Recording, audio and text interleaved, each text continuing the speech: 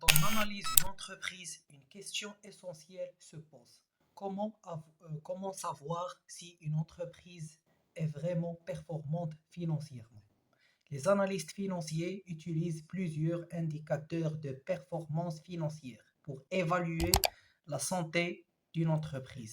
Ces indicateurs permettent de mesurer la rentabilité, la liquidité et la solvabilité. Dans cette vidéo, nous allons découvrir les principaux indicateurs financiers, leurs formules et aussi leurs formules dans un exemple concret d'entreprise.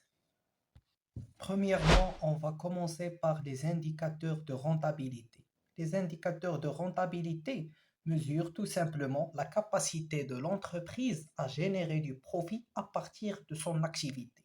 Le premier indicateur qu'on va voir, qui est principal et que tous les financiers connaissent, c'est la marge brute. C'est quoi la marge brute? La marge brute mesure la rentabilité commerciale de l'entreprise. Quelle est sa formule? Sa formule, on fait le chiffre d'affaires moins les coûts variables. Ou si on veut le taux de marge brute, c'est le chiffre d'affaires moins le coût variable sur le chiffre d'affaires fois 100. Pour l'interprétation, si la marge brute est élevée, signifie que l'entreprise maîtrise bien ses coûts de production. Et si on a une marge faible, cela peut indiquer des coûts élevés ou une concurrence importante. Et passons au deuxième indicateur qu'on va voir, c'est la marge nette. La marge nette mesure tout simplement la rentabilité globale après toutes les charges. Comment elle se calcule? De la formule suivante, résultat net sur chiffre d'affaires. Elle indique le pourcentage de profit généré pour chaque unité monétaire du chiffre d'affaires. Pour le troisième indicateur de rentabilité qu'on va voir, c'est la rentabilité des capitaux propres, ou en anglais, Return on Equity, ROE, mesure la rentabilité des fonds propres investis par les actionnaires. Elle se calcule de la formule suivante. Tu fais résultat net sur les capitaux propres. Un return on equity élevé signifie que l'entreprise utilise efficacement les capitaux des actionnaires, et si le return on equity est élevé, cela signifie que les capitaux propres attirent bien les investisseurs. Passons aux indicateurs. Le deuxième type d'indicateur, c'est des indicateurs de liquidité. C'est quoi la liquidité? C'est la capacité de l'entreprise à payer ou à honorer ses dettes à court terme. Le premier ratio de liquidité, c'est le ratio de liquidité générale.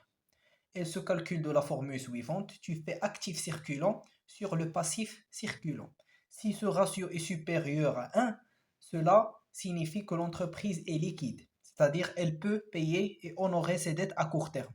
Si le ratio est inférieur à 1, cela veut dire un risque de problème de trésorerie. Le deuxième ratio, c'est le ratio de liquidité immédiate. Ce ratio est plus strict car il exclut les stocks. C'est-à-dire c'est la même formule que la liquidité générale, mais tu soustrais les stocks car ils sont liquides. Tu fais actif circulant moins les stocks sur le passif circulant. Le troisième type d'indicateurs sont les indicateurs de solvabilité. C'est quoi la solvabilité? C'est la capacité de l'entreprise à rembourser ses dettes à long terme. C'est-à-dire la différence entre liquidité et solvabilité, c'est que la liquidité, c'est la capacité à court terme de rembourser des dettes, et la solvabilité, c'est la capacité à long terme. Le premier ratio qu'on a, c'est le ratio d'endettement. Il se calcule de la formule suivante. Total des dettes sur les capitaux propres. Si ce ratio est élevé, c'est-à-dire que l'entreprise est très endettée, si ce ratio est faible, c'est-à-dire qu'on a une structure financière plus stable.